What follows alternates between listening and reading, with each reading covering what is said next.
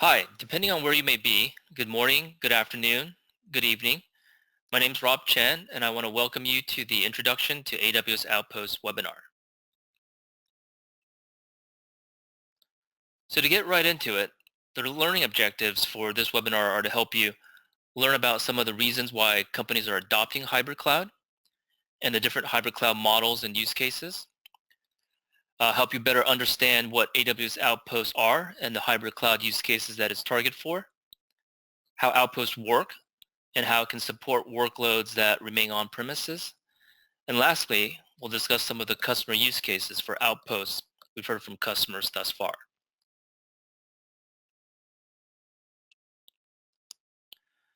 So first, let's look at some of the stats associated with hybrid cloud. Industry analysts estimate that the hybrid market will be worth $96 billion by 2023, and that 71% of organizations today have hybrid deployments. So these are big numbers in terms of market size and usage, and representative of the fact that we're still in the early stages of cloud adoption.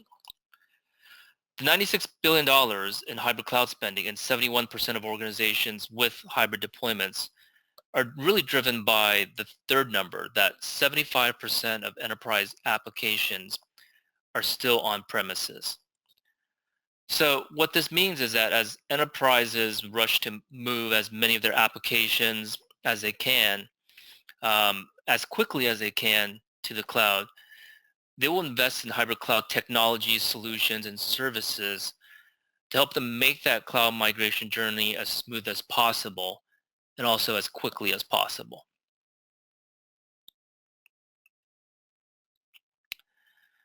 So how does hybrid cloud help in terms of the goals for IT today? So hybrid cloud can help reduce the cost and complexity of supporting IT environments from on-premises to the cloud and all the way to end user devices. It can help IT be a leader and enabler of innovation and transformation within the enterprise by providing agility to IT. Hybrid cloud can help IT accomplish these goals by integrating on-premises and cloud resources to leverage the agility and flexibility of the cloud, to accelerate time to market and deliver new services that can help differentiate the business and delight customers or enter new markets. Hybrid cloud can also help you extend to the cloud to reach customers in geographic regions where you may not have a data center today, where you may not have geographic coverage. So by extending to the cloud to reach these new customers and partners or employees, you can provide a better end user experience by being closer to them. It can also help you scale seamlessly, adding resources for applications in the cloud as your business grows or to add burst capacity for seasonal or unexpected spikes in demand. On the other side, hybrid cloud can also help you better utilize limited IT budgets. The flexibility to run workloads in the cloud or on premises allows you to apply IT budgets to support specific app requirements. And for the workloads that you choose to run in the cloud, you can easily measure cloud resources utilization to help you optimize costs. A hybrid cloud model can also help you apply a consistent security model that spans from the data center to the cloud to end user devices, all the way through to minimize your security vulnerabilities. Lastly, a hybrid cloud architecture can help you manage cost usage, capacity planning, performance, and security across your on-premises and cloud IT footprints.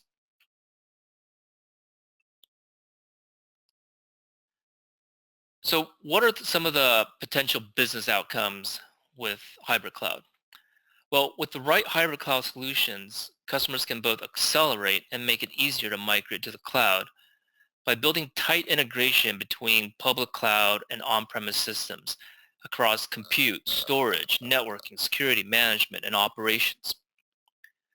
This tight integration makes it easier and more seamless to both migrate and run legacy workloads in the cloud and to build new cloud-native applications.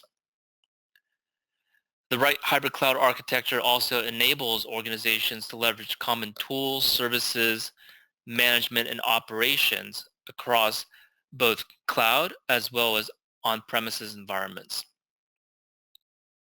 And lastly, by making it easier and more seamless to migrate applications to the cloud, hybrid cloud architectures can help reduce the need for new data center investments and help companies achieve data center evacuation goals.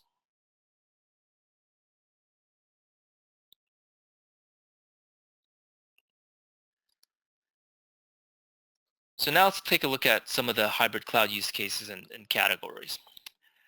AWS has a long history of working with customers to support hybrid cloud use cases.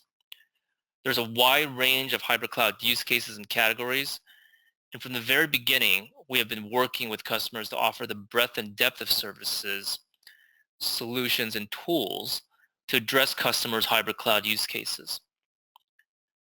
To help customers with cloud migration, data center extension, and disaster recovery to the cloud, we deliver services such as Direct Connect, Storage Gateway, Directory Service, and Systems Manager, just to name a few, to make it as seamless as possible for customers to run their on-premises infrastructure alongside AWS.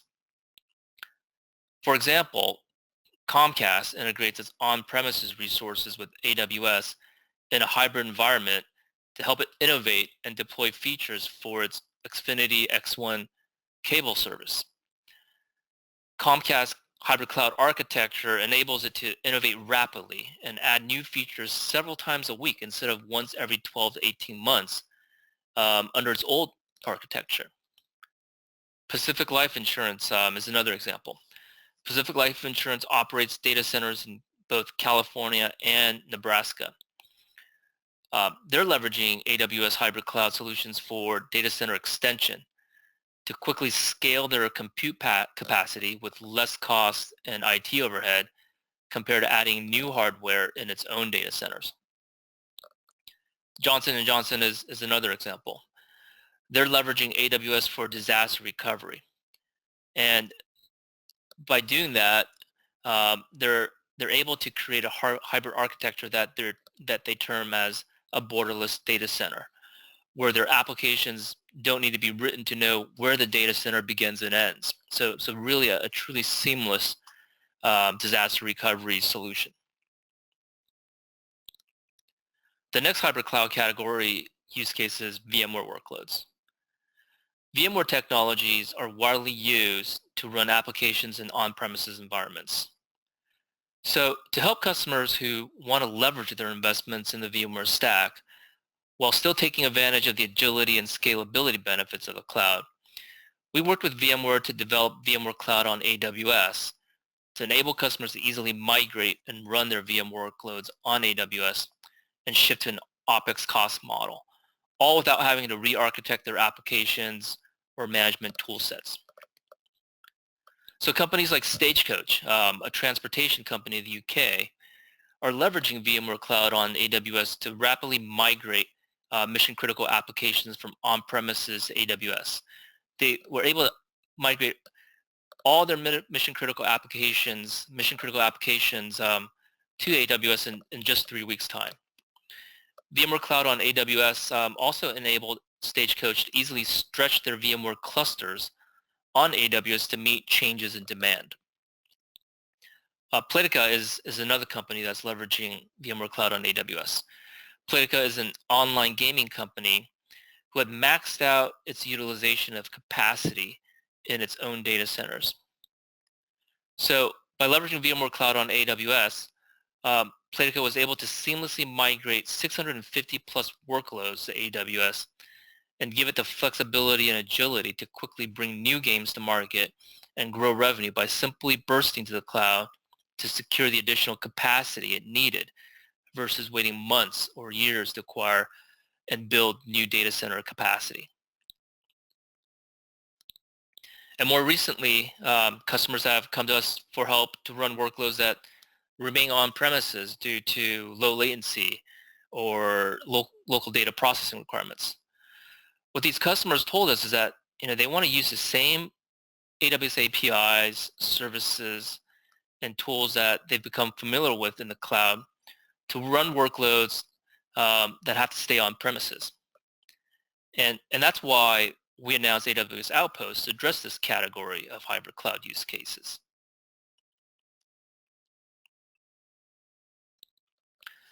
So before we get into the AWS Outpost overview section, I just want to level set on some key timelines. AWS Outpost was announced at AWS reInvent in 2018 as part of Andy Jassy's keynote. AWS Outposts are not currently available or for purchase or preview. We are targeting availability for Outposts in the second half of 2019. So what exactly are AWS Outposts? Well, very simply put, Outposts bring the same infrastructure and operating model in public AWS regions to virtually any data center, co-location space, or on-premises facility. Outposts use the same AWS-built Nitro system hardware and software components used in the AWS cloud to provide high performance, highly available, and highly secure EC2 instances on premises. And similarly, from an operating model perspective, Outposts operate in the same way as infrastructure in public AWS regions. Outposts are fully managed and supported by AWS. Outposts are automatically monitored, updated, and patched as part of AWS Region's operations. So you don't have to manage the underlying infrastructure, just like in the cloud. You operate in the same way, and you have access to the same APIs and services as are available in public AWS regions. So what this delivers is a truly homogeneous hybrid cloud solution. And this also enables a single code base and deployment pipeline and a single point of control for both developers and IT.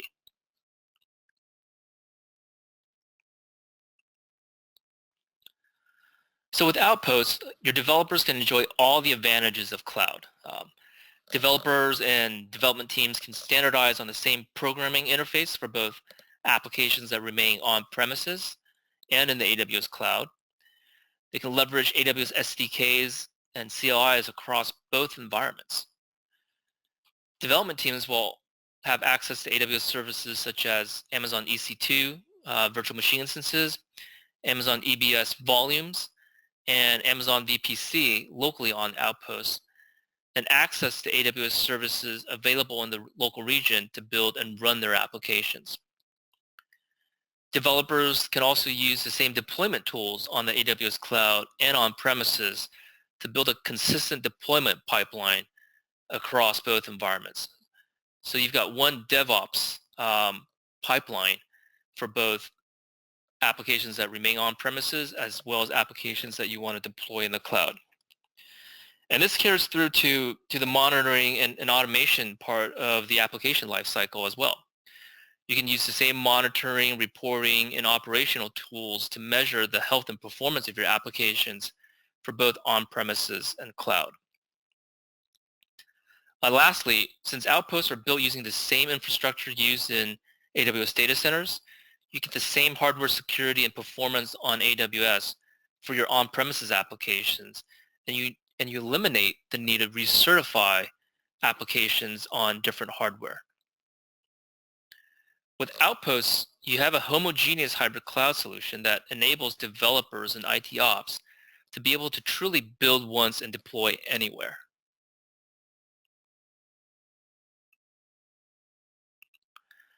So how should you think about Outposts? Outposts are an extension of an AWS region. Outposts are connected to a local AWS region, and all the control plane services such as provisioning an instance or starting and stopping an instance, that all resides in the local region. Outposts bring AWS compute, storage, and other native AWS services on premises to support workloads with low latency or local data processing requirements. So for example, a developer can utilize Outposts for application components that have low latency requirements, such as real-time analysis of manufacturing line operation, while using the local region to store and process historical manufacturing data. So data that you need to process immediately resides on Outposts, close to where you need to process it. And then data that can be stored for longer periods of time that you want to run analytics on or machine learning and AI services on, you can run that in the local region. Developers can also easily build across AWS regions and Outposts. So you can have some parts of your application that reside on Outposts that have low latency and local data processing requirements, and others that aren't as sensitive to latency. Other parts of that application can reside in the local region. So with Outposts, what you can do is you can use the same toolkits, APIs, and deployment pipelines to build a modern cloud-native application and deploy it across regions and across your Outpost locations. Outposts will offer Amazon EC2 instances, EBS volumes, and VPC locally. And at launch or soon after, AWS services such as RDS, ELB, ECS, EKS, EMR, and SageMaker will also run locally on Outposts. Other services such as S3, DynamoDB, and Lambda will be available as private link endpoints in the customer's own VPC. So developers and DevOps can also use the same tools and services that they use in the cloud to run and manage applications on Outposts. So services such as EC2 auto-scaling groups, AWS CloudFormation, Elastic Beanstalk, they can all be used to manage and automate applications running on Outposts. And monitoring tools such as CloudWatch, CloudTrail services in the local region can be used to provide visibility and metrics for your applications and AWS account. AWS Outposts will be available in two options. The AWS native variant of Outposts allows you to use the same APIs and control plane you use in the AWS cloud to build and run your applications, but do it on premises. You will be able to run Amazon EC2 instances and EBS volumes on Outposts. And again, as I said earlier, at launch or soon after, other services like RDS, ECS, EKS, SageMaker, and EMR will also be available locally on the AWS native variant of Outposts. And additional services will be available locally on Outposts over time as well. Other services such as S3, DynamoDB, and Lambda, they'll be available as private link endpoints in the customer's own VPC. The VMware variant allows you to run VMware Cloud on AWS locally on Outposts so that you can use the same VMware control plane and APIs used to run your on-premises infrastructure. This variant delivers the entire VMware software-defined data center, compute, storage, and networking infrastructure to run on premises using AWS Outposts. And it allows you to take advantage of the ease of management and integration with AWS services, just like the VMware Cloud on AWS service.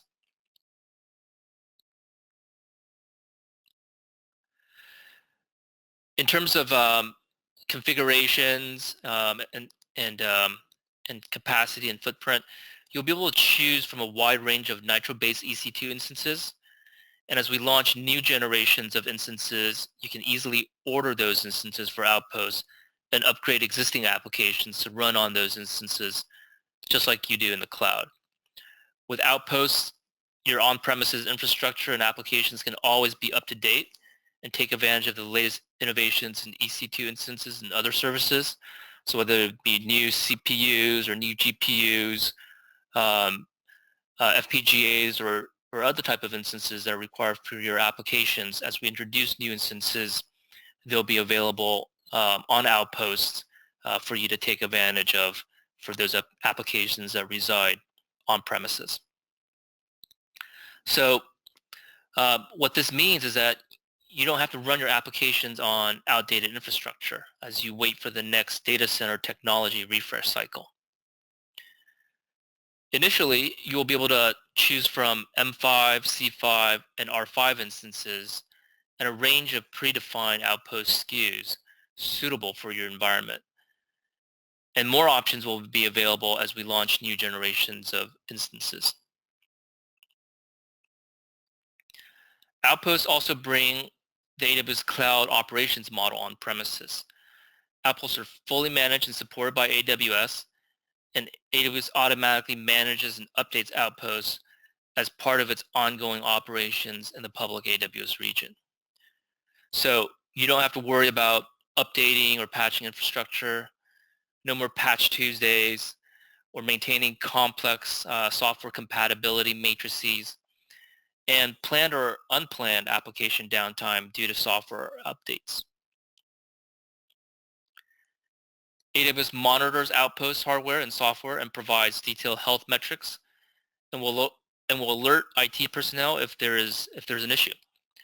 And in the case of hardware failures such as a faulty power supply or hard disk, Outposts are composed of modular units that can be easily and quickly replaced or upgraded. Lastly, Outposts offer a single point of IT, a single point of control and support for IT and developers. So this makes it much easier and more efficient for customers to troubleshoot issues. So whether it's a hardware issue or a software issue, you have a single point of support to identify what that issue is and get it remediated quickly.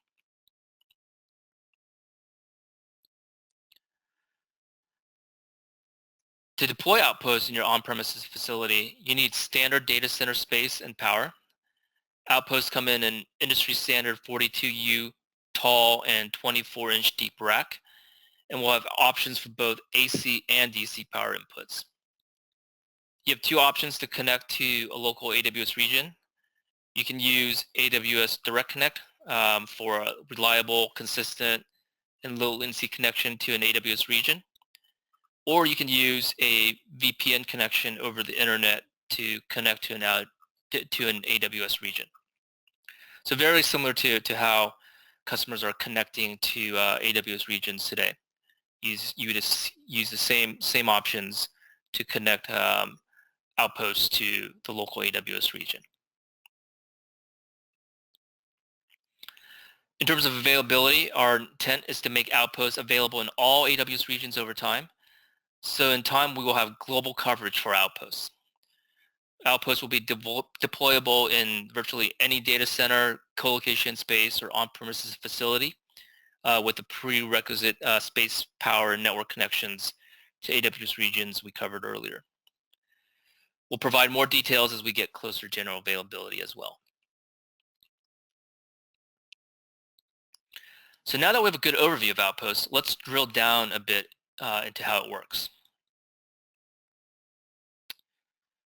For configuring and ordering, what you'll do is you'll complete a site survey form, which will identify which Outpost configurations are compatible with your site. This will then generate a range of predefined Outpost SKUs that are suitable for you based on the site survey form. And after your site survey form has been reviewed and your site approved for Outposts, you can order Outposts from the AWS Management Console. Outposts will come with fully integrated top-of-rack switches to connect your local network and to the AWS region. And Outposts will support 1, 10, 40, and 100 gig uplinks. For installation, customers will have two installation options. You can choose to self-service install by following detailed installation instructions, or you can choose to have AWS personnel perform the installation, including connecting the power and network interfaces at your site. After the installation, customers can log into the AWS Management Console in the region, navigate to the Outpost console, and view all active Outposts in the region as well as the available capacity in each Outpost.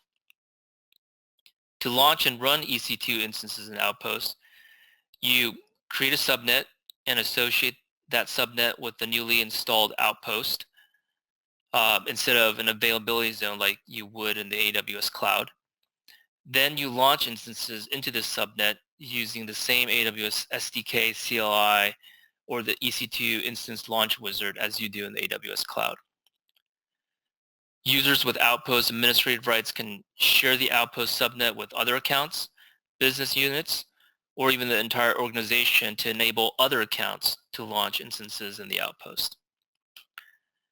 In terms of building applications on Outposts, it's the same as building apps in the AWS cloud. Use the same native AWS services to build your app. From an API perspective, instances in an Outpost will appear the same as instances in a public region with one additional parameter, the Outpost ID.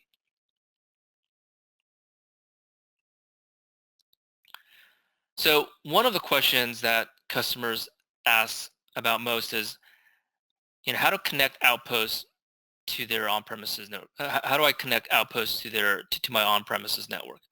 So each Outpost has an Outpost gateway, which is a local interconnect virtual router that you can use to interconnect your Outpost subnets with on-premises networks. You can create virtual interfaces or VIFs on the Outpost gateway to connect on-premises routers or firewalls, customer gateways in this diagram here. The Outpost gateway can support multiple routing table instances, which can be associated with different VPCs and on-premises customer gateways to allow network paths to be segmented. Outpost gateway supports BGP, Border Gateway Protocol dynamic routing, or static routing to exchange network information with on-premises networks. All right, let's look at some customer use cases. So these are some of the use cases for Outposts that we're hearing from customers. There are many others, but here are just some of the most common use cases that we've been hearing about. So low latency telco operations. So as telcos roll out their 5G networks, they're looking to use Outposts to deploy routing and switching virtual network functions at their network edge locations. Companies are also looking at leveraging Outposts for their legacy applications.